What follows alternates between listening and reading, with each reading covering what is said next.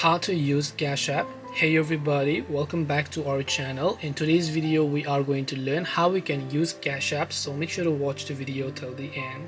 Now if you want to use Cash App, it is actually quite simple, assuming that you've already went ahead, signed up to your account and so on. Once you open Cash App, here you can see 6 different types of interface, right?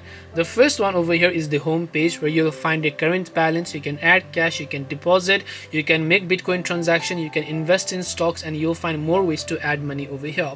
The second one is the Cash App card section, where you'll find the details related to your cash card.